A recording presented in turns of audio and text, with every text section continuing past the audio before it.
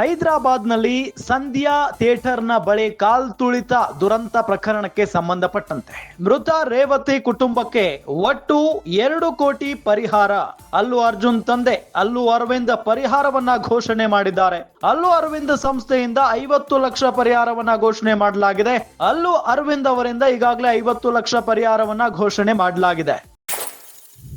Cinema ನಿರ್ದೇಶಕ ಸುಕುಮಾರ್ ಅವರಿಂದಲೂ ಕೂಡ 50 ಲಕ್ಷ ಪರಿಹಾರವನ್ನ ನೀಡಲಾಗಿದೆ. ರೇವತಿ ಕುಟುಂಬಕ್ಕೆ ಒಟ್ಟಾರೆ ಪರಿಹಾರ 2 ಕೋಟಿ ರೂಪಾಯಿ ಘೋಷಣೆಯಾಗಿದೆ. ಇನ್ನು ಕೋಮಾದಲ್ಲಿಯೇ ಇರುವ ರೇವತಿ ಮಗ ಶ್ರೀಜಿತ್ ಚಿಕಿತ್ಸೆ ಪಡೆಯುತ್ತಿರುವಾಗ ಆಸ್ಪತ್ರೆಗೆ ಅಲ್ಲು ಅರವಿಂದ್ ಭೇಟಿ ನೀಡಿದ್ರು. ರೇವತಿ ಪತಿಯನ್ನ ಭೇಟಿ ಮಾಡಿ ಸಾಂತ್ವನವನ್ನ ಹೇಳಿದ್ದಾರೆ ಅಲ್ಲು ಅರವಿಂದ್ ಅವರು. ಹೈದರಾಬಾದ್ನ ಥಿಯೇಟರ್ನ ಬಳಿ ಕಾಲ್ ತುಳಿತ ದುರಂತ ಪ್ರಕರಣಕ್ಕೆ ಸಂಬಂಧಪಟ್ಟಂತೆ ಈಗಾಗಲೇ ನೀವೆಲ್ಲ ಗಮನಿಸ್ತಾ ಇದ್ದೀರಿ.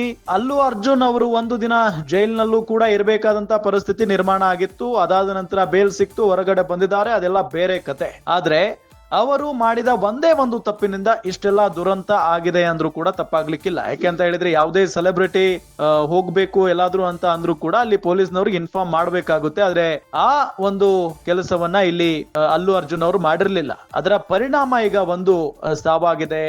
ಒಂದು ಪುಟ್ಟ ಬಾಲಕ ಈಗ ಸಾವು ಬದುಕಿನ ನಡುವೆ ಹೋರಾಡ್ತಾ ಇದ್ದಾನೆ. ಹಾಗಾಗಿನೇ ಈಗಾಗಲೇ ಗೊತ್ತಿರುವ ಹಾಗೆ ಒಂದು ದಿನ ಜೈಲಿಗೂ ಕೂಡ ಹೋಗಿ ಬಂದಿದ್ದಾರೆ ಅಲ್ಲು ಅರ್ಜುನ್. ಈಗ ಒಟ್ಟಾರೆಯಾಗಿ ಮೃತ ರೇವತಿ ಕುಟುಂಬಕ್ಕೆ ಒಟ್ಟು 2 ಕೋಟಿ ರೂಪಾಯಿ ಪರಿಹಾರ ಸಿಕ್ಕಂತಾಗಿದೆ.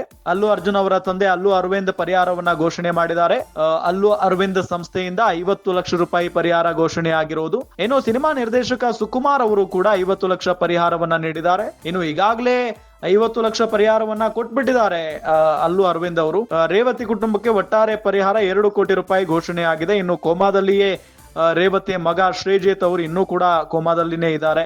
ಶ್ರೀಜಿತ್ ಚಿಕಿತ್ಸೆ ಪಡಿತಾ ಇರುವ ಆಸ್ಪತ್ರೆಗೆ ಅಲ್ಲು ಅರವಿಂದ್ ಅವರು ಭೇಟಿ ಕೊಟ್ಟಿದ್ರು.